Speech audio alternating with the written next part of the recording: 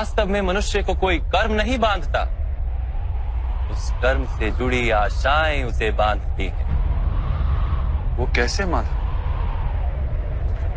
यदि इस युद्ध में तुम्हें विजय होने की आशा है तो पराजित होने पर तुम्हें भीषण दुख होगा, और वो दुख तुमसे कोई अन्य कार्य करवाएगा जिसके लिए तुम्हें दूसरा जन्म लेना पड़ेगा। और यदि तुम विजयी हुए तो तुम्हारा अहंकार बढ़ेगा, और वो अहंकार तुम्हें विश्व विजय के लिए प्रेरित करेगा, तुमसे हत्याएं करवाएगा, और उसका पाप तुम्हें बांधेगा। विचार करो, यदि तुम्हें इस युद्ध में ना विजय का मोह और ना पराजय का भय, तो इस युद्ध के अंत में तुम्हें सुख प्राप्त होगा या दुख प्राप्त होगा? ना सुख माधव, ना ही दुख। अर्थात तुम्हारा सुख, दुख, हताशा, निराशा, अहंकार युद्ध के कारण नहीं है। युद्ध के साथ तुमने जो आशाएं बांधी हुई हैं, उसके कारण है। क्या ये सत्य नहीं है पार्थ?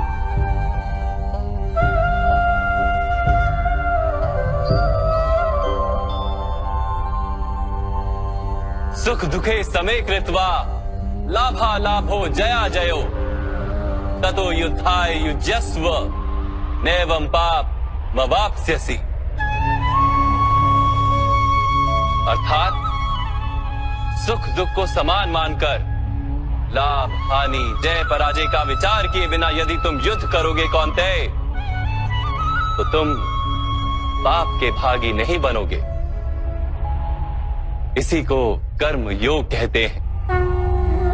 जो सांख्य का ज्ञान प्राप्त कर लेता है वो ये जान लेता है कि वो शरीर नहीं, केवल एक आत्मा है। शरीर के भोग और अनुभव तो केवल मृत्यु तक है, अर्थात वास्तविक नहीं, केवल माया है। उसके लिए कर्मयोगी बनना सरल हो जाता है। परंतु माधव, यदि कार्य से बंधन निश्चित है तो क्या संसार का त्याग करके संन्यास लेना उचित नहीं? इसी विचार का परिणाम है कि आज ये युद्ध हो रहा है पार्थ।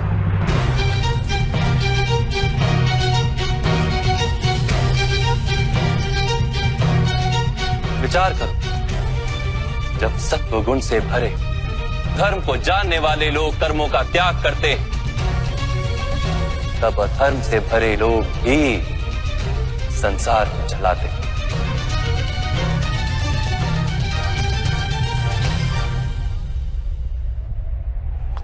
यदि महामहिम ने संसार का त्याग ना किया होता तो आज अधर्म इतना बढ़ता ही नहीं।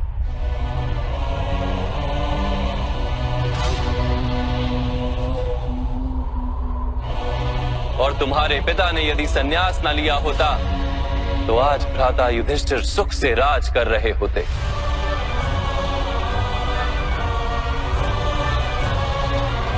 और अपनी प्रजा को न्याय और धर्म का ज्ञान दे रहे होते। किंतु दुखदायक बात तो यह है पार्थ कि सत्व गुण से भरे मनुष्य ही संसार को लाभ दे सकते हैं, किंतु वो ही संन्यास का विचार करते हैं। जैसे जल तो भाप बनकर उड़ जाता है और कीचड़ कीचड़ वहीं पड़ा रहता है, वैसे सत्वगुणी सज्जन लोग तो संसार का त्याग कर देते और तमस से भरे अधर्मी लोग संसार में कार्य करते हैं। इसी कारण से संसार में पाप और अधर्म बढ़ता है।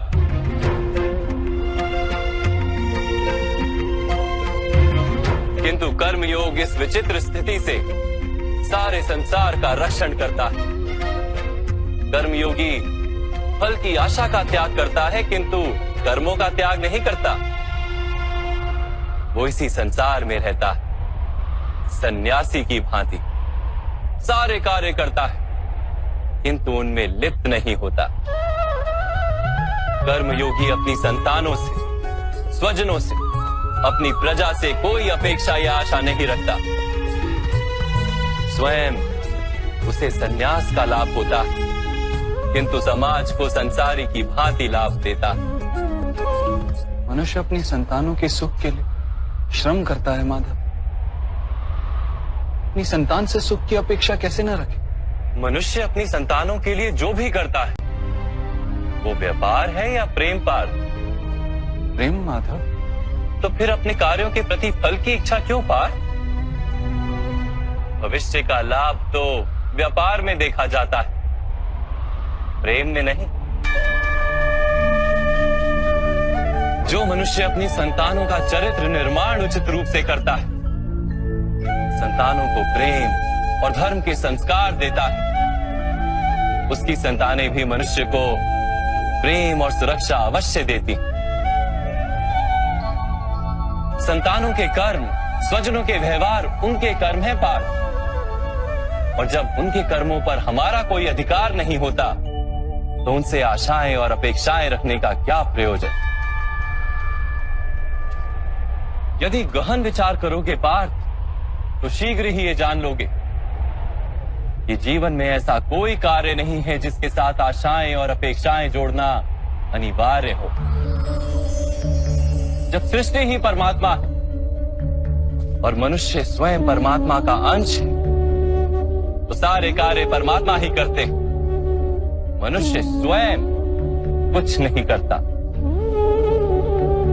यही कर्मयोग का मूल सिद्धांत है पार्थ।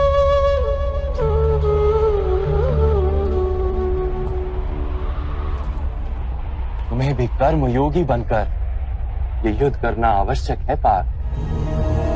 त्रिगुणिया विश्या वेदा निस्त्रे गुणियो भवार्जुना निर्द्वंद्वो नित्यस्तत्वस्थो निर्योग क्षेम आत्मवान।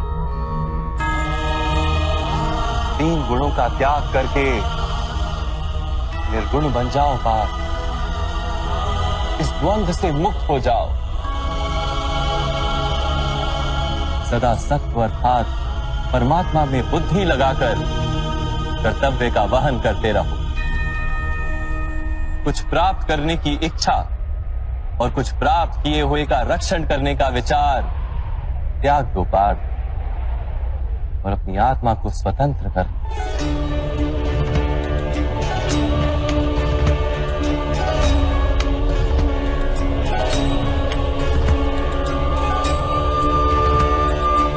स्मरण रहे पार्थ, कर्मण्यवाधिकारस्ते मा फलेषु कदाचन मा कर्म फल हेतुर्भू मा ते संगोस्त्व कर्मणि। तुम्हारा अधिकार तो केवल कर्म करने का है, फल तो ईश्वर के हाथ में। इसलिए न कर्म से भागना उचित है और ना ही कर्म के फल की आशा रखना उचित है।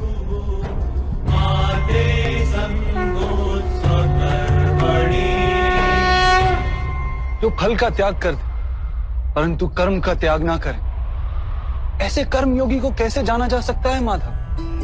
विश्या विनिवर्तन्ते निराहारस्य देहिनः रसवर्जम रसोप्यस्य परम दृष्ट्वा निवर्तते। सुनो पार्थ, जो स्वाद से छूटने के लिए भोजन का ही त्याग कर देता है, वास्तव में उसके मन से स्वाद की लालसा कभी जाती ही नहीं। उसे दोहरी हानि होती। एक तो वो निर्बल हो जाता है, जिसके कारण परमात्मा को प्राप्त करने का जो प्रयत्न अनिवार्य है उसे वो नहीं कर पाता। और दूसरा, सदा ही उसका मन स्वाद की लालसा से भरा रहता है। इसलिए भोजन का त्याग करने से उत्तम है स्वाद की लालसा का ही त्याग कर दिया जाए। कर्मयोगी अपने मन की सारी लालसाओं को खींच लेता है, जीवन को कर्तव्य मानकर कार्य अवश्य करता है, किंतु उन कार्यों से जुड़ता नहीं। और बात, जो व्यक्ति अपने कार्यों से आशाएं और इच्छा नहीं रखता, उसी के कार्य पूर्ण होते हैं। एक असफलता से दुखी होकर जिसका मन डोलता नहीं, एक सत्ता से आनंदित होकर जो स्वयं को सर्वश्रेष्ठ नहीं मानता, ऐसे ही व्यक्ति को कर्म योगी कहते हैं। और ऐसा व्यक्ति जीवन में बार बार सफल होता है।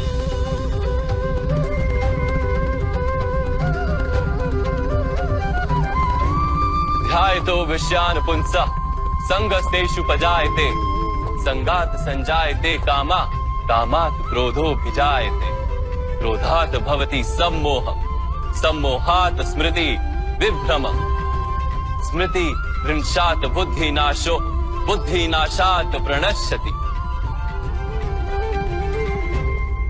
फल की आशा से कामना प्रकट होती है और कामना का तो स्वभाव है असंतुष्ट रहना। असंतोष से क्रोध उत्पन्न होता है और क्रोध से मोह जन्मता है। मोह के कारण व्यक्ति आचार और व्यवहार का ज्ञान ही भूल जाता है। ज्ञान के जाने से बुद्धि चली जाती है, अनुचित प्रकार के कार्य होने लगते हैं और समाज ऐसे व्यक्ति का शत्रु बन जाता है और अंत में ऐसे मनुष्य पूर्णतः पतन हो जाता है।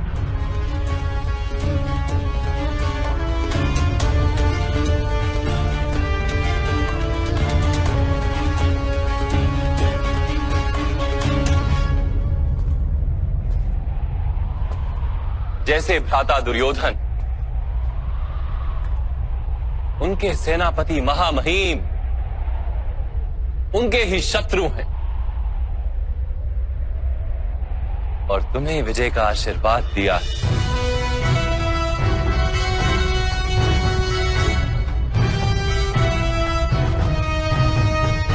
पार्थ, कर्मयोग ब्रह्म विद्या का दूसरा चरण है।